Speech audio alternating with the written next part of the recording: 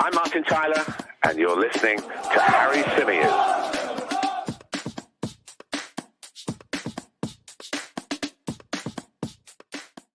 Hey everybody, how are we doing? Welcome back along to the Chronicles of a Gooner, the Arsenal podcast, part of the 90 Min Football Network. As ever, I'm your host, Harry Symeou, coming to you live on this sunny but very chilly Saturday morning here in North London.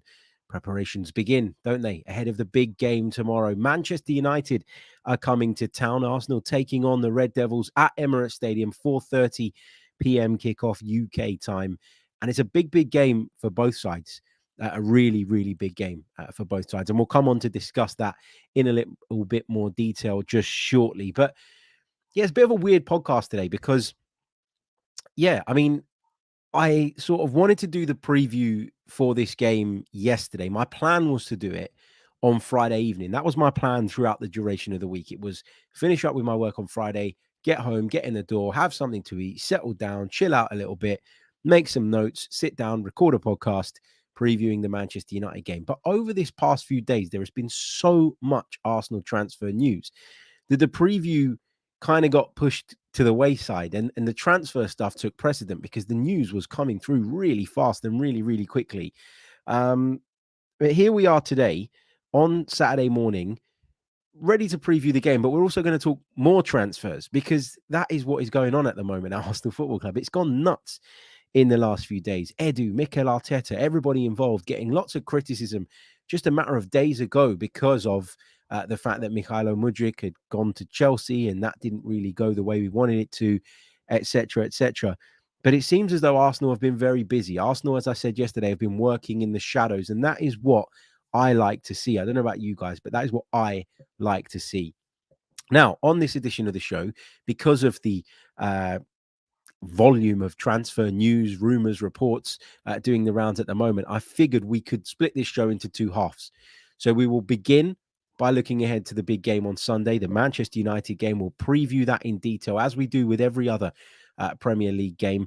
And then we will spend the second half of the show talking transfers and taking you guys' thoughts from the comments and from the live chat. So lots and lots to get through on this edition of the show. As I say, we're going to start with the game. But before we do that, I just want to say a few hellos and give a few shout outs to some of you joining us in the live chat. Big hello to Peeny Ween. Derek Symes says, top of the morning to you. I hope all's well. You're feeling better, buddy. Good day from Australia. Mate, no one has mentioned that Anthony Taylor is the ref for the big game. I was actually going to mention that in my preview bit. Anthony Taylor's a weird one because at times people have looked at him and gone, oh, he favours Arsenal. He absolutely favours Arsenal. And at other times, people have looked at him and gone, oh, my God, he's the worst referee that we could possibly get. I'll tell you what, I don't think any of them purposely favour anybody. I think they're just all useless, to put it bluntly.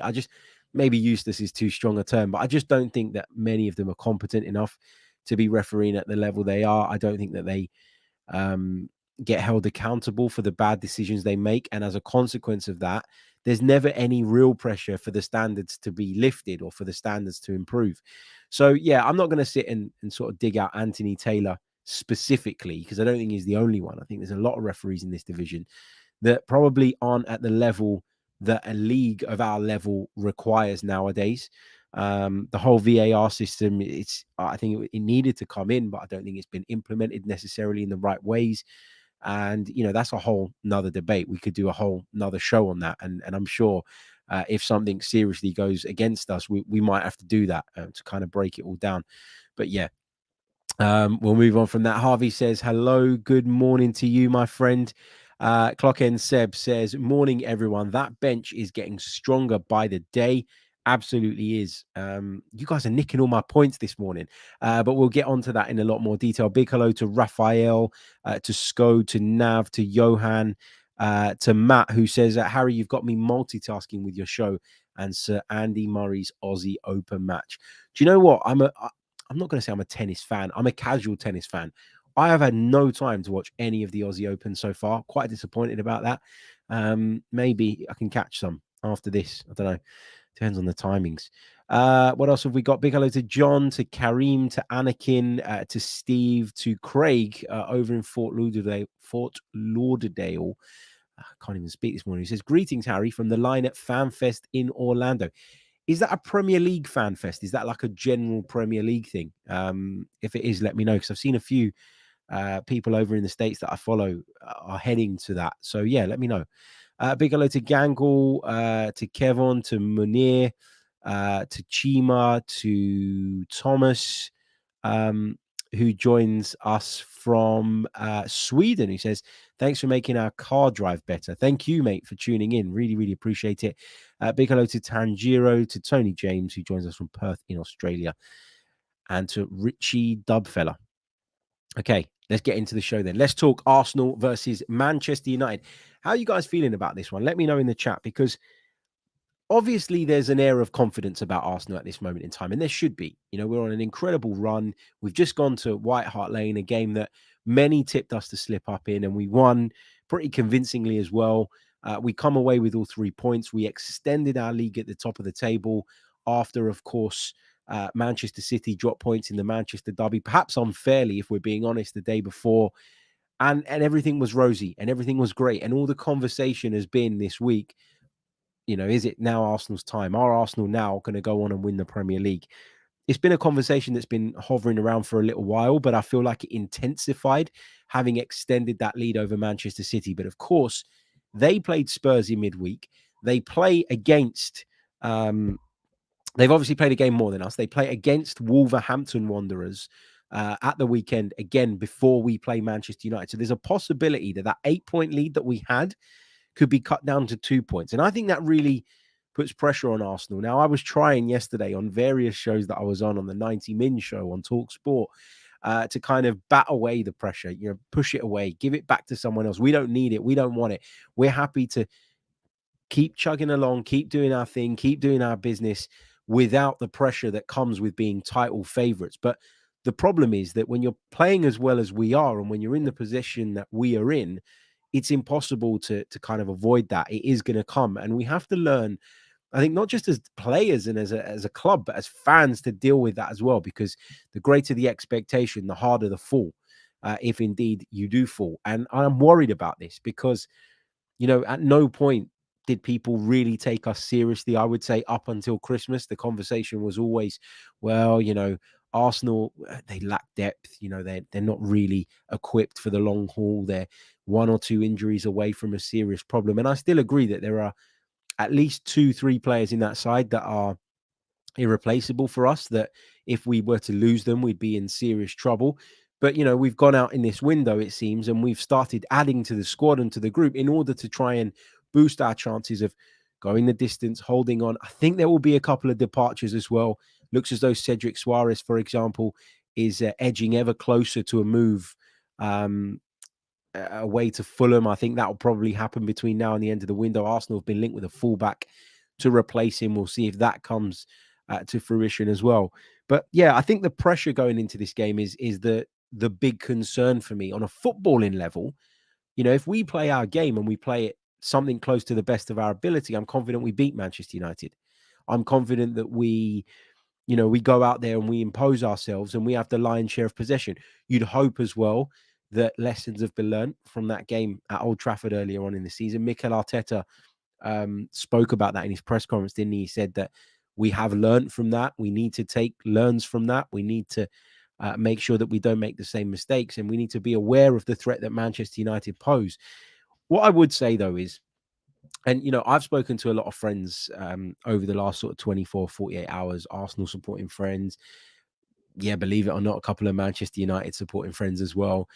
And the general sort of thing seems to be, yeah, well, you know, Arsenal went to Old Trafford, played them off the park, were unlucky to get beat, didn't have Thomas Partey that day. And so this Arsenal, you know, however many months down the line, are much more confident, are clicking much better, have, you know, Thomas Partey in the midfield as far as we know, etc., etc. There's no reason why Arsenal shouldn't get all 3 points here. Yes, we can look at Arsenal's progress, and yes, we should be pleased with Arsenal's progress. Yes, it should be a factor when you're predicting how you think this game may or may not go. But what you also have to remember is that Manchester United have progressed a hell of a lot.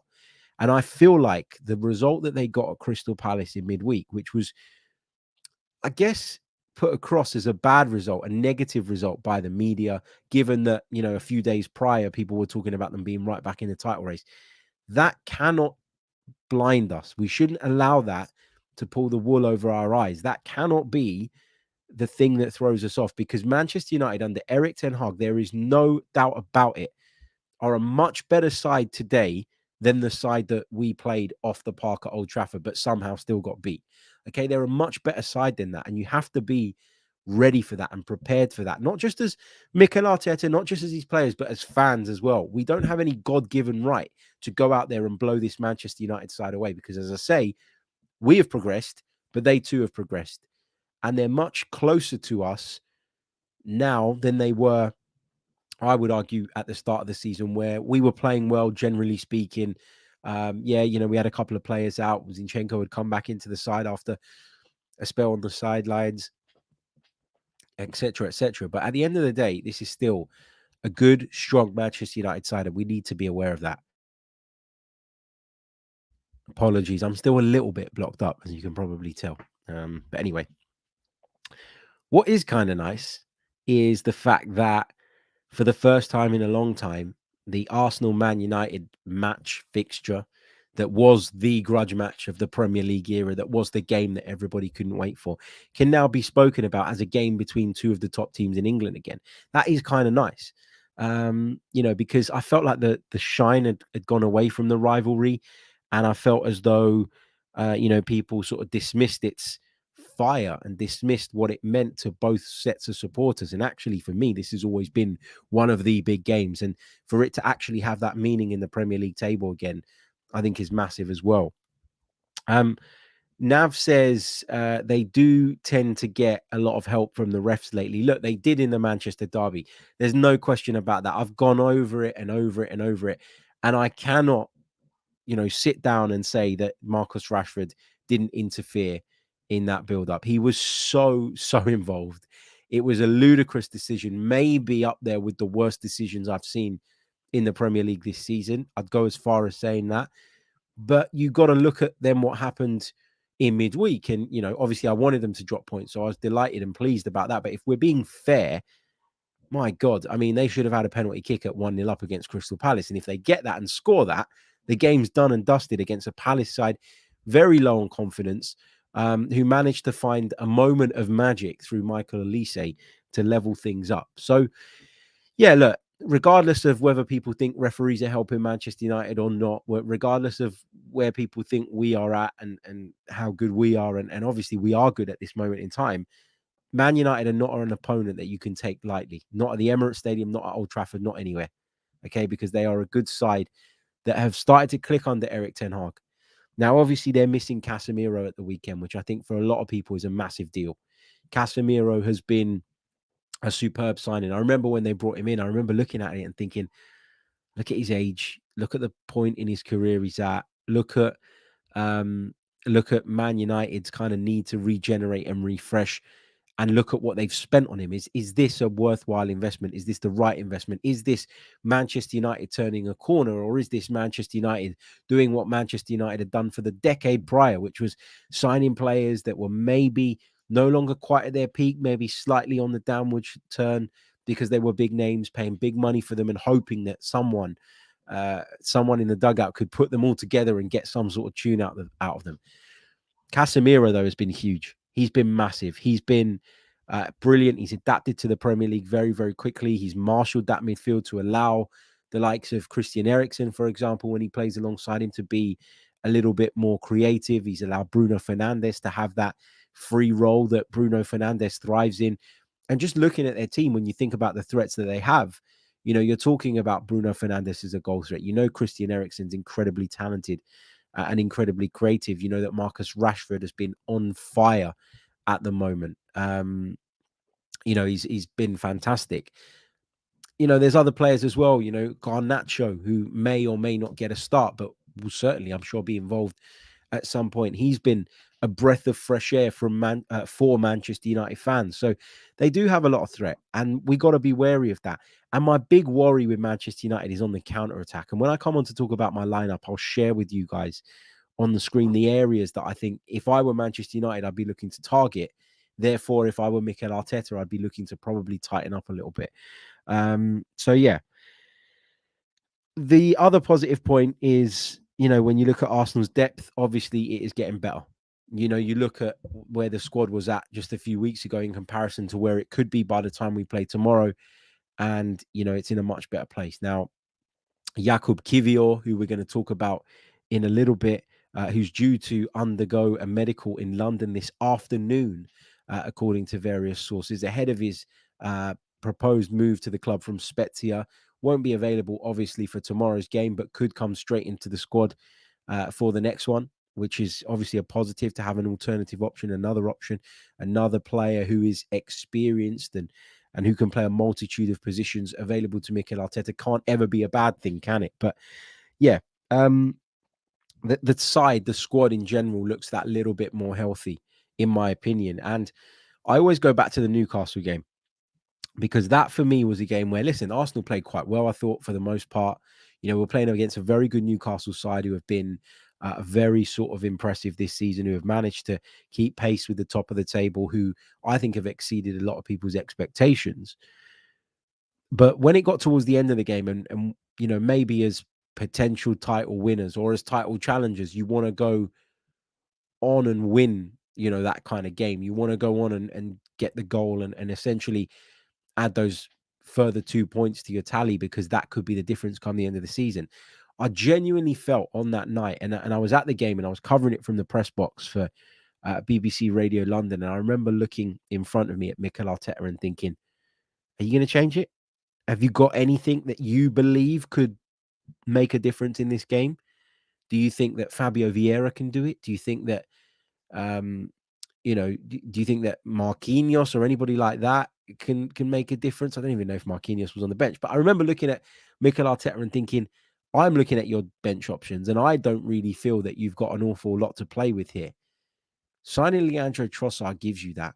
And now Emile Smith-Rowe has returned as well.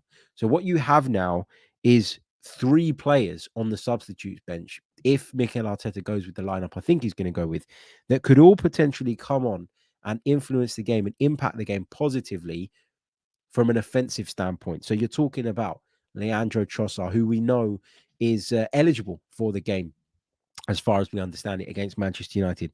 You've got Emile Smith-Rowe, who is slowly working his way back to full fitness. You've got Fabio Vieira, who, although some people are still divided on him, has made some good contributions, I think, in the attacking third when he has been given chances. So Arsenal now have 3 players that they can turn to. And Reece Nelson is not a million miles away. And Gabriel Jesus, we hope, is not a million miles away. And all of a sudden, your attacking options and your ability to change it up front and to, bring on fresh legs that are equally, all right, maybe not equally in all cases, but who are as dangerous or dangerous enough to make an impact. You have that now. And that's what's been missing. There are still other areas in the squad that need addressing, and we'll talk about that in a lot more detail when we split onto the transfer section. But right now, we're looking at Manchester United, and I feel like even if Manchester United do a bit of a number on us, we have now got players that we can turn to on the substitutes bench and say, do you know what, mate? You go on, you have a go, without significantly damaging the quality of our 11 out there. So that gives me encouragement. That makes me feel like we're better equipped to not only, break teams down in tight games, but to also maintain our very high intensity levels with the way we press, the way we close people down, the way we look to move the ball quickly for longer periods of time, because you've now got people that you can take out and replace them with others who, especially in Trossard's case, I mean, he can press, he can be aggressive. We've all seen him do it for years for Brighton and Hove Albion. And at the beginning, when we made contact over Leandro Trossard, I was a little bit, I'm not sure about this, because of, as I've talked about before, the fact that it maybe just slightly veers away from what the plan's been in terms of recruitment. But then when I saw what the fee was, which isn't the type of fee that hamstrings you for the years to come, and when I looked back at actually what I've seen of Leandro Trossard and what I think of him as an individual, putting the Arsenal links in the Arsenal plan and the Arsenal way to one side, actually, the more I think about it, the more it feels like a really good acquisition. And as I've said to you guys, throughout the duration of this transfer window, we can have our opinions on certain players. We can have our views on certain players. We're absolutely entitled to that. But we also I think, need to trust the people making the decisions at the moment, because so far, over the past 18 to 24 months, they've been almost flawless. And that is brilliant, and that confidence that we can have in our football club contributes to a much more positive mood around the place, which contributes to a much better atmosphere in the stadium, in games, and that translates onto the pitch and helps the players. We can be the 12th man by being positive and by being behind the team, even when the going gets tough. And there have been tough periods this season, not necessarily in terms of results, but in games where we've struggled. Spurs away, there were periods in that game where I was incredibly nervous. Maybe I wouldn't be so nervous if I watched them back now that the time has passed and I know what the outcome is. But certainly at the start of the second half, certainly towards the end of the first half, like the last sort of 7 to 10 minutes of the North London derby, I was a little bit like, come on, guys, let's not get sloppy here. Let's not concede a goal, and give them the encouragement that will lift the stadium, that will lift the crowd and lift their spirits. And thankfully, we were able to ride that out. Now, that was partly due to Aaron Ramsdale, largely due to Aaron Ramsdale, and that was fantastic. But, you will go through those periods, in the Premier League. That's the nature of the division. It is such a strong league that's going to happen. So we need to come through them. And I think the crowd can be a big help in that.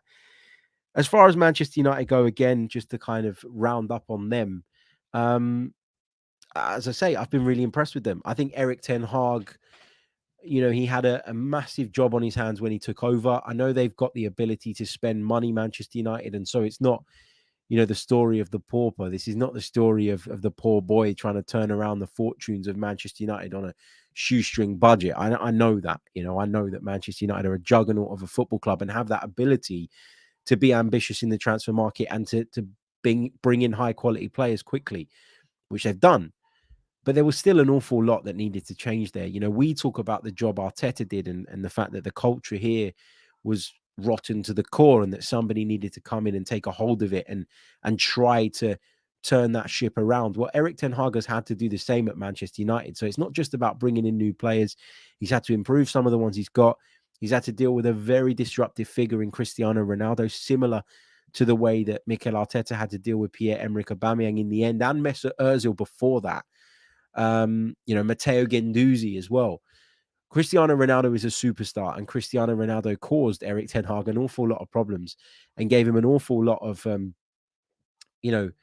things to think about and issues to deal with. And it led to the club having a lot of bad press, which meant that every time Manchester United dropped points in their process, which it is, they're going through that as well, it just brought negative press onto Manchester United because, if they'd lose and Ronaldo didn't play, where was Cristiano Ronaldo? If they had Cristiano Ronaldo, maybe they'd have won the game.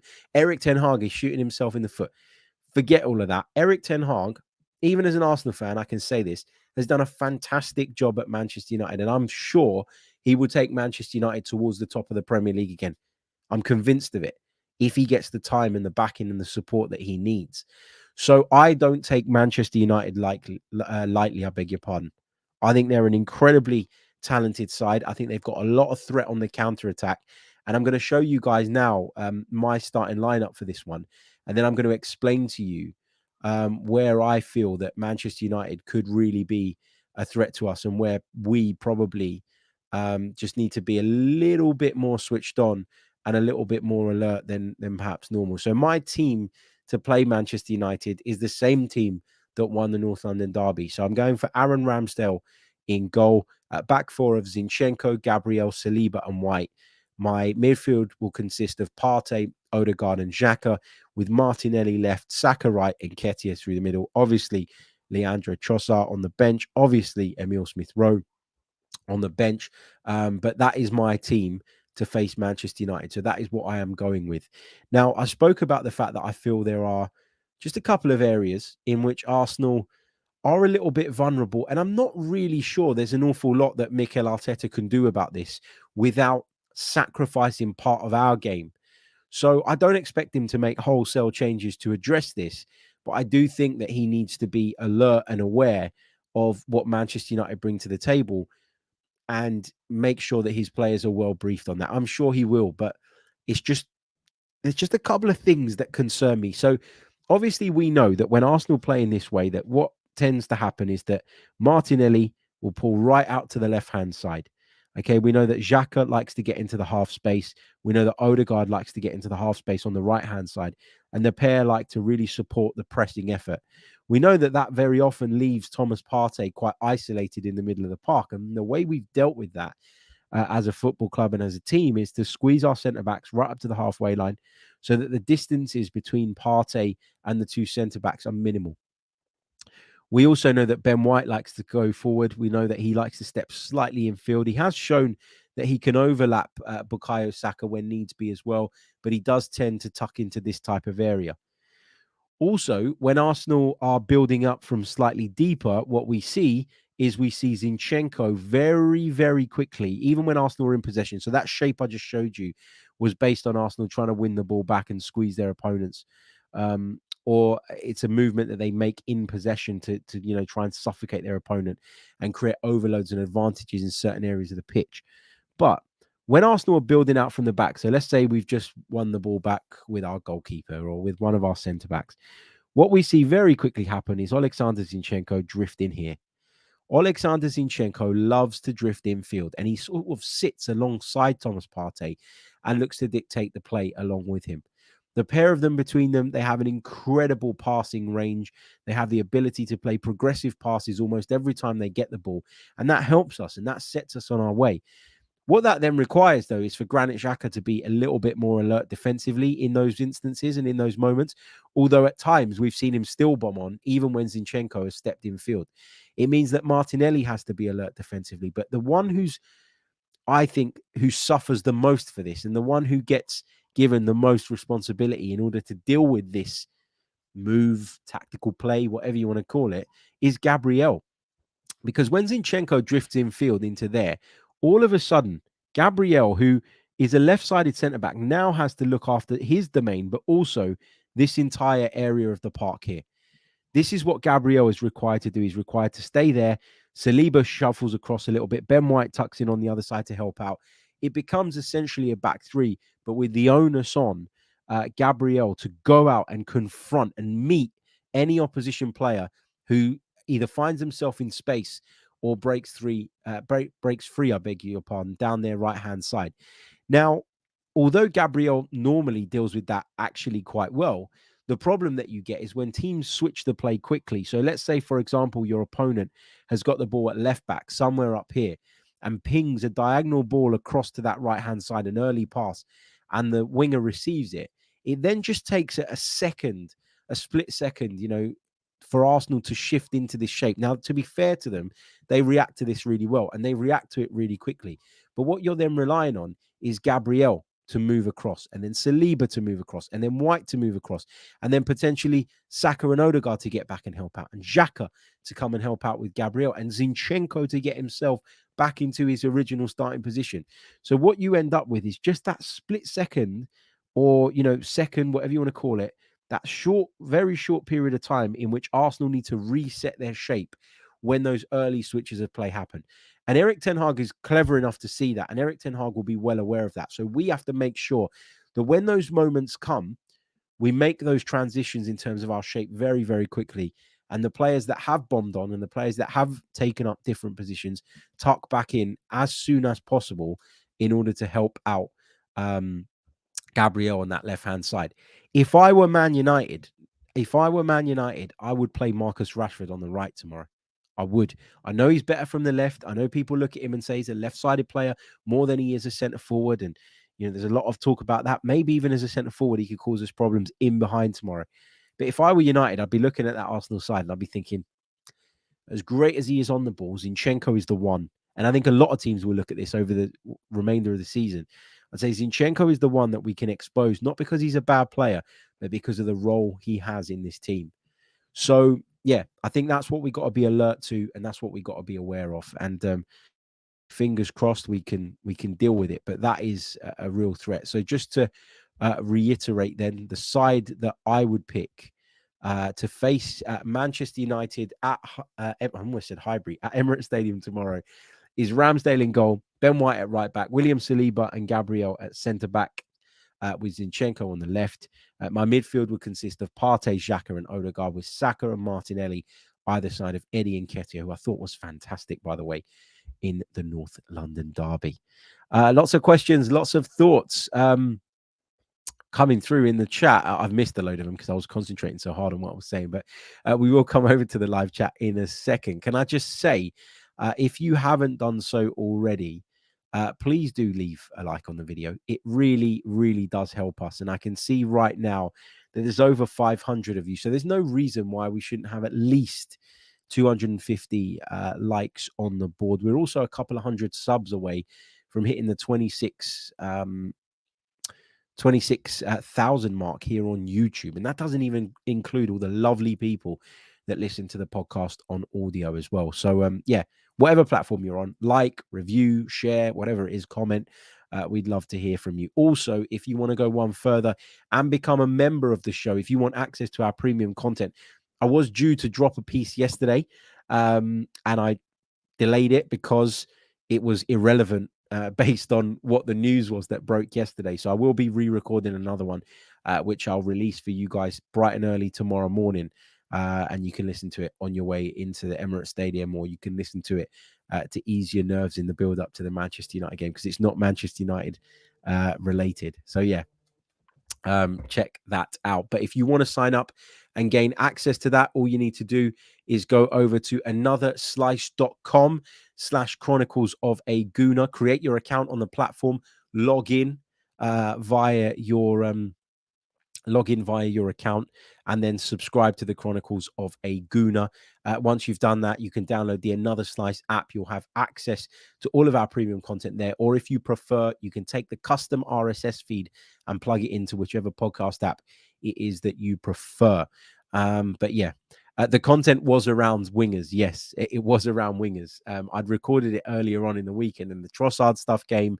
And yeah, so yeah, I mean, nobody cares about it now because Trossard's in the door. So we'll get something else done and out there for you guys. And remember as well, post the Manchester United match, there will be player ratings before we do our post-match podcast here on the main channel. So yeah, check it all out. Okay, I think we're going to take a very, very short break. And when we return, we're going to discuss some transfers.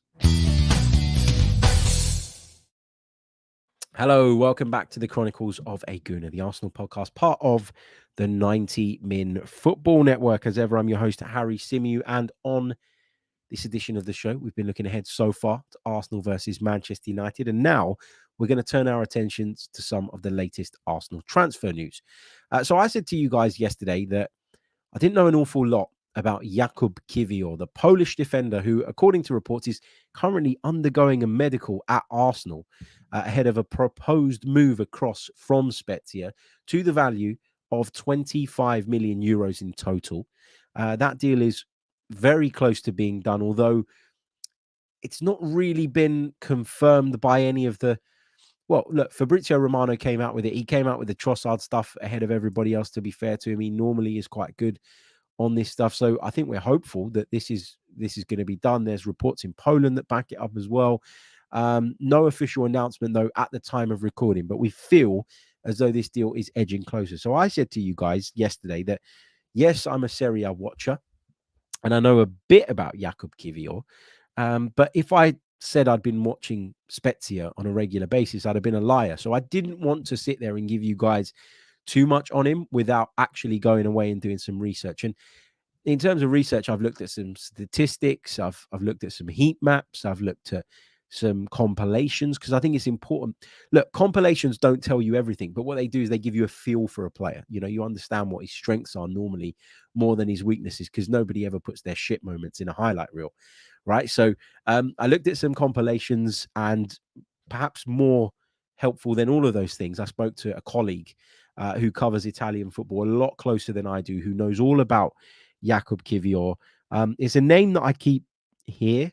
It's a name that keeps being spoken about in the Italian football circles, but again, hadn't watched an awful lot of him to be able to give you that sort of level of insight. What I did say yesterday, based on a piece I'd read, was that he was a bit more Mertesacker than Koscielny, I think is the way we put it in the live chat. Actually, having spoken to a colleague and having done a bit of diving, my opinion's changed on that. So strike that from the record and let's focus on what we believe now to be the kind of download on Jakub Kiwior. So it is pronounced like that, Jakub Kiwior. The W is pronounced as a V. Polish international defender, 6'2", and as I say, according to reports, is in London this afternoon undergoing a medical ahead of his proposed move from Spezia. Turns 23 very, very soon in February. And this has been described to me as one that is very much an investment for the long term. You know, if he comes into the squad and he comes into training and he impresses Mikel Arteta from the off, then maybe we will see him get given a go. Maybe we'll see him on the substitutes bench. Maybe we'll see him, you know, used in a rotational system. I don't know. But at the moment, I'm told that this is very much one for the future. So I'm not going to bore you with all the statistics, right? Because I'm not the best person when it comes to statistics, okay? I look at them, I use them as a bit of a guide, but I don't rely heavily on them. I don't use them as the sole basis of my opinions. If you want statistics, if you want heat maps, if you want diagrams, I strongly advise you go over and check out the Latte Firms breakdown. FK's done a fantastic job over there. So go and check that out. But my opinion and based on what I've been told, this is kind of my little mini breakdown on Jakub Kiwior. So people have talked a lot about his versatility. People have talked a lot about the fact that at points in his career he's played in defensive midfield, and some are suggesting that maybe this relinquishes Arsenal's need now to go out and bring in a midfielder because they've seemingly captured Jakub Kiwior from Spezia. But based on what I've heard and based on what I've been told, I don't really see him as that. You know, I think he's a centre-back first and foremost. He's left-footed, so he can play left-back in an emergency situation. He's understood to be pretty good on the ball. He's not amazing on the ball. Like, you don't look at him and think, wow, this is a Rolls Royce of a defender in possession. He's a better defender than he is anything else, first and foremost. So I would question how serious an option he is in the defensive midfield role. So I want to pour a little bit of cold water on that, because I think a lot of the Arsenal fans out there, and fair play, have looked at him, obviously don't know a lot about him, as I didn't until maybe now, and went, well, you know, he's played defensive midfield, he's left-footed, he's a centre-back, he's a big lad, he can play in midfield as well. And great, happy days, we address a couple of positions. Mikel Arteta has shown in the last 18 months that he is huge on versatility. He wants players that can play in a variety of positions. But that doesn't mean that all of those players are equally as effective and equally as strong in each of the positions that their CV, shall we say, says they can play. Okay, that's how you got to look at this. So yes, he can play left back.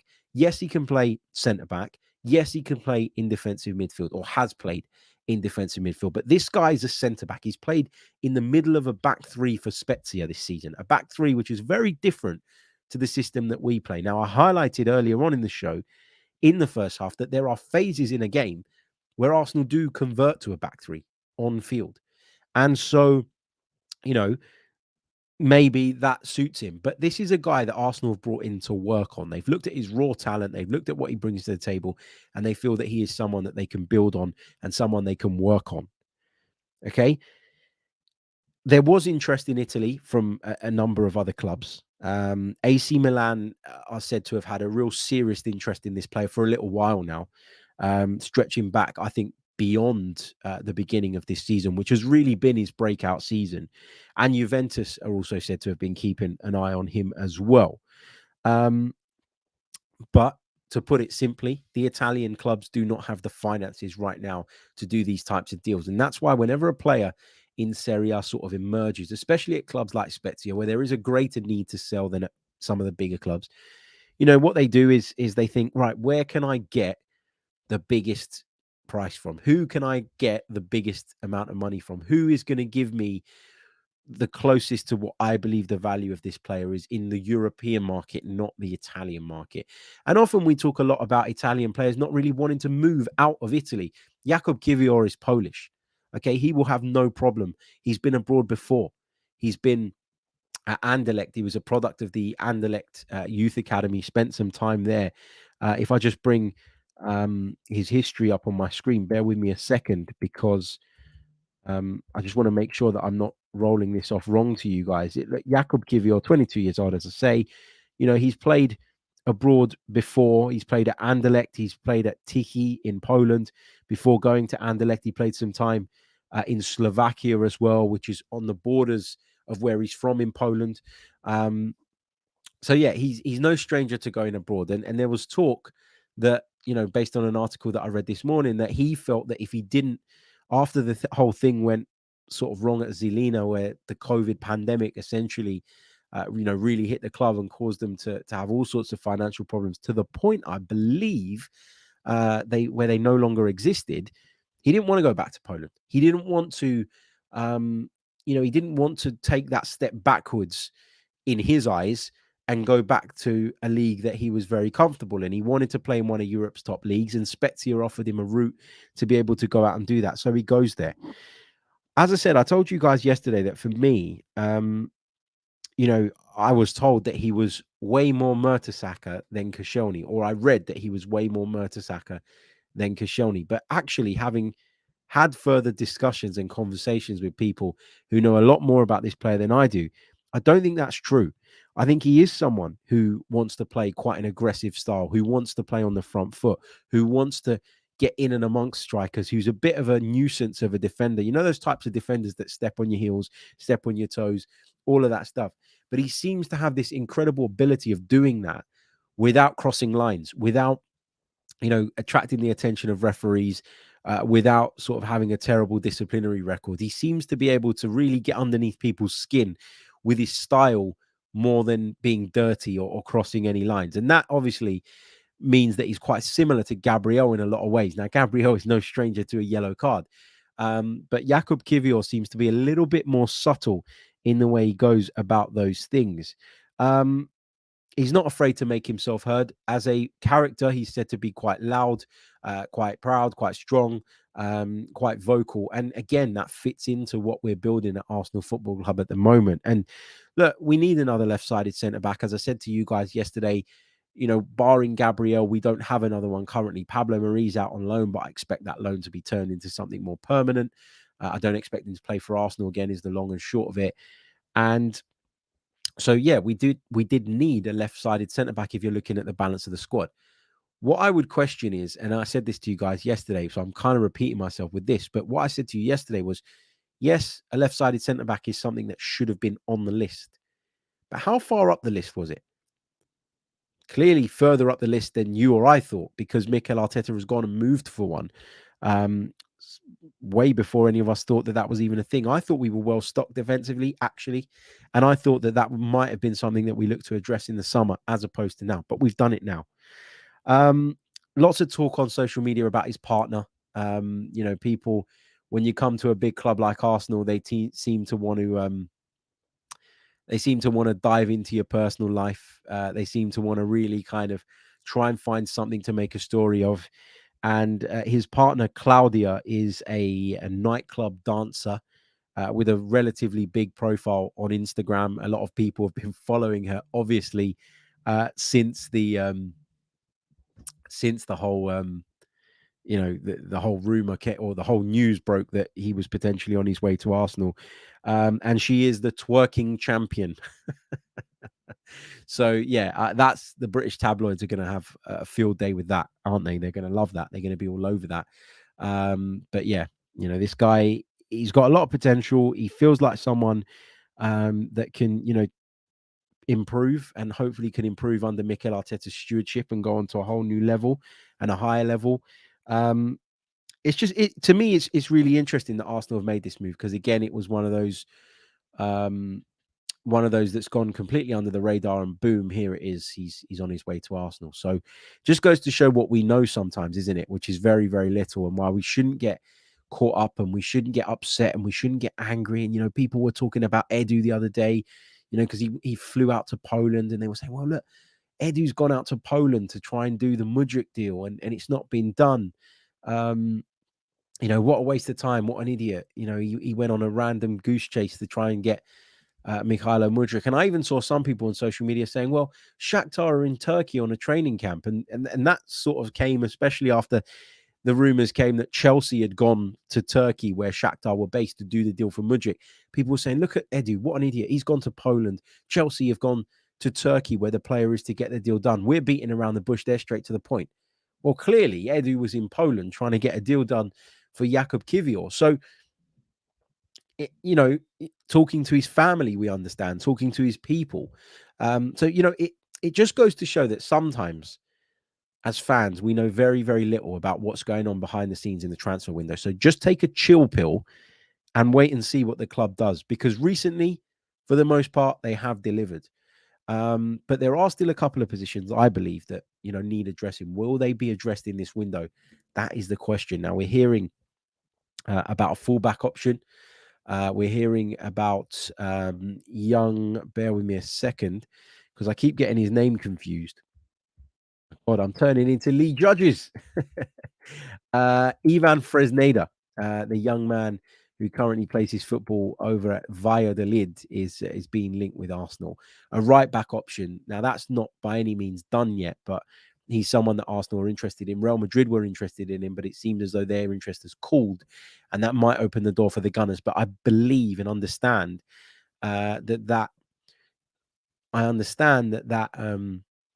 is dependent on whether Cedric Suarez moves on to kind of create space for him in the squad. And Cedric's on a pretty hefty wage because we got him for free. And so, if you can move him on, move that wage on, then you can open the door to bring in others. So Fresneda, I think, is dependent on whether or not Arsenal do manage to offload Cedric Suarez in this window. But another player being talked about, and a name that's got a lot of Arsenal fans excited, is that of Edouardo Camavinga. Now, Simon Collins reported last night that Arsenal were interested in taking Edouardo Camavinga from Real Madrid on loan for the remainder of the season. I tweeted last night, don't tease me with this Camavinga chat. I really rate this player. I think he's fantastic. I think he's got incredible ability. I think the sky's the limit for this young man. But obviously, he finds himself at a club in Real Madrid where there is a lot of talent in midfield, and he's finding it difficult at the moment to get into the side. He's only started 31% of their La Liga games so far this season. He's only played 38% of their total minutes. But this is a great talent. The guy was brought into the club from Rennes in a deal that was worth around about £31 million back in August 2021. He's got a contract there until June 2027. So they're in no rush to offload him. There isn't any real issues there as far as Real Madrid are concerned. But I don't really see this as being likely. I don't see Real Madrid wanting to loan Edouardo Camavinga out. I don't think they've got enough depth to be able to go, well, you know what, we can just move this boy on loan for the remainder of the season. And I don't think they're desperate enough financially to need to push his wage onto someone. So I'm not really optimistic about this. I've got to be honest. I think Fabrizio Romano mentioned somewhere this morning as well, just before we started recording, I saw it. He said something along the lines of, look, as far as I understand it, Real Madrid have no intention of letting this guy go, and they intend on having him as part of the squad between now and the remainder of the season. They're happy with their current squad. This is what they're going with for the second part of the season, and it's as simple as that. So I'm sorry to pour cold water on this, but personally, and it is just an opinion, never say never in football, but personally, I don't see this happening. I really don't. I know a lot of fans would like to see it happen. A lot of people would feel that is, or that would represent Arsenal going out and covering Thomas Partey to the best of their ability in this window. I just don't see it with Camavinga. I'm sorry. I just don't. A lot of people are saying, yeah, please, no chance. Don't tease us, Harry. What else have we got? Relax says, Camavinga is good, but not great, to be honest. I think he's got the potential to be great, though. And that's why deals like, people like Camavinga, if you're going to go and get them, you either decide that this is the guy that we want. This is the guy that we believe can go on to the levels that we need. And this is a guy that we believe is worthwhile investing in. If it's only a short-term thing, I would argue that there are players out there that could do you a job for a short period of time that are probably lesser players than Camavinga in terms of their overall potential, but maybe are more or are closer to their peak at the moment, or are at a point in their career where they're experienced, they're able to come in and out of a team, and they're able to help you through difficult periods. I like Camavinga, but Camavinga would be someone I looked at for the long term, as opposed to someone that you would bring in on loan for a short term without there ever being any chance of making it permanent. I mean, you look at Martin Odegaard. Arsenal, as I keep saying this, always knew that Martin Odegaard was someone they wanted, to remain at the club even beyond his loan spell. And they obviously had an indication from Real Madrid that that was a possibility. Otherwise, they wouldn't have gone as big as they did on it, and they wouldn't have held on in that window when it looked as though a deal might not happen. There was opportunities to sign Buendia and various others. And a lot of you guys were telling me, go and get Buendia. Stop messing around with Martin Odegaard. It's not going to happen. Arsenal stuck to their guns because he was the one they wanted. And Arsenal stuck to their guns because they knew that there was a chance they could get him out of Real Madrid. They did exactly that. And look how that's turned out. He's been fantastic. He's been fantastic. Okay, I think that's about it from me. I feel like I've talked a lot today without really going into the comments as much as we normally would. So please do start getting your questions in. We'll take a few of those before we wrap up. Over 660 of you with us now. We're approaching the 700 mark in terms of live viewers at this moment in time. Come on, let's get up to 300 likes at minimum. We've got 172 on the board at the moment. That is simply not good enough. So please leave a like, subscribe if you haven't done so already. Check out, I'm always pointing the wrong way because the camera reverses. Check out the Chronicles of Aguna on the Another Slice platform. Sign up, become a member, support me, the podcast, and the Great Ormond Street Children's Hospital to provide you with more content and to keep continuing the content that we already provide. Some stuff coming to you guys tomorrow after the Man United game. And really looking forward to that. Hopefully we're talking about a positive result. Tired Gunnosaurus says, what's your thoughts on a strong bench forming now? Just need to replace Holding El Nini and Lokonga, and coming back ready should be Balogun and Trusty. Yeah, I've mentioned it already in the show. It's really important that we have a squad, and it's got to be a strong squad. It's got to be a versatile squad. And if you have that, it allows you to keep the numbers slightly down, which I think is something that Mikel Arteta does deliberately. He likes to have a smaller group. He likes to have a group of players that he believes in and that he can trust in, and doesn't like having people on the peripheries kind of walking around the place, potentially being even unintentionally disruptive. He doesn't want that. He doesn't want players that aren't involved. He wants people to be involved, to be invested, to feel together, to feel as one. And obviously that is easier to do with a smaller group.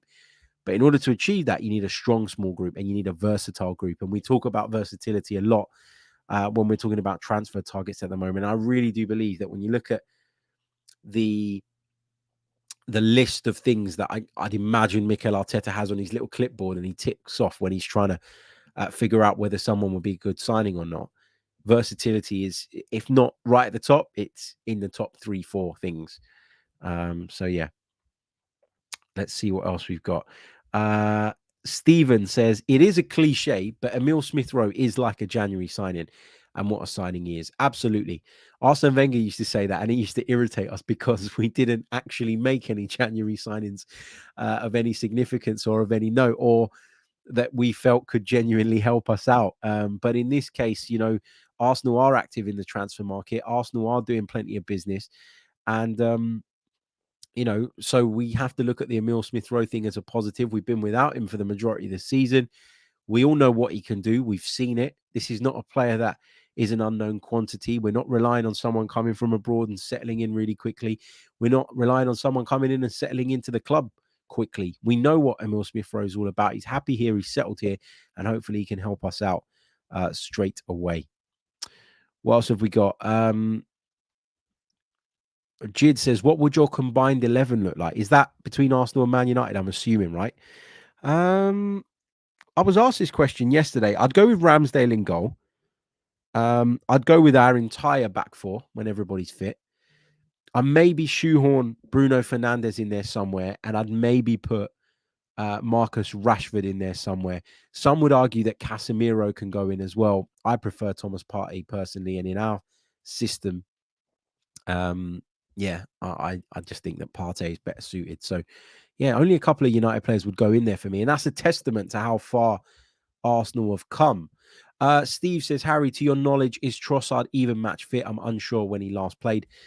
I'm pretty sure that Leandro Trossard knew this move was in the pipeline, and I'm pretty sure that he would have made a lot of effort to stay fit as a result. of that. He was training with Arsenal yesterday, and he's going to be training with Arsenal today. So I'd imagine that Leandro Trossard is at least fit enough to play a part. Don't know if he's fit enough to start. I don't think he would start anyway, to be honest with you. But I think he is someone that we can call on from the bench tomorrow. And if it's for 20 minutes, 25 minutes, there's no reason why he should be fit enough to at least manage that.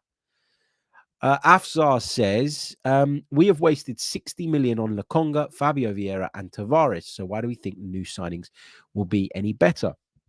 Well, this is the thing, Afzar. We haven't really wasted it. Nuno Tavares cost us £7 million, right? And he's having a great time over in France. And the chances are that we're going to sell him for, if not the same amount, more than what we bought him for. So the Tavares one, you can take that out of the equation. Way too early to say that Fabio Vieira was a waste of money. We don't know how he is going to develop. And, you know, he was someone that, again, was brought in with a view to the longer term and hopefully can help us moving forward. I don't think you can say he's been a complete waste. I think we've seen flashes and glimpses of what he's all about. We just need to see it a bit more consistently. But given the form of the team, given how settled the team is, it's not easy for him to just dislodge someone. So I don't want to say that that's a waste of money. Lokonga, I can entertain the argument, right? But again, if you get 15 million for Sambi Lokonga, you've made most of your money back. Arsenal have taken some gambles, but they've taken it on players that do have a sell-on value because of their age, because of their profiles, etc., etc. And you've got to remember, with Arsenal being right at the top, now their fringe players are worth something.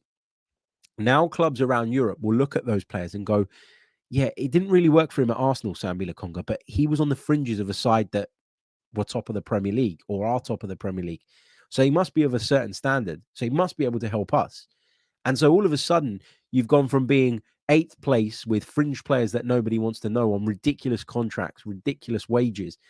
Nobody wants to touch him. But people like Lokonga, who are on reasonable wages and who are a part of a winning side, winning squad at least, all of a sudden have a lot more appeal. So, I don't think I agree with you there. I don't agree. I'm sorry. It's a great question. It's a great point.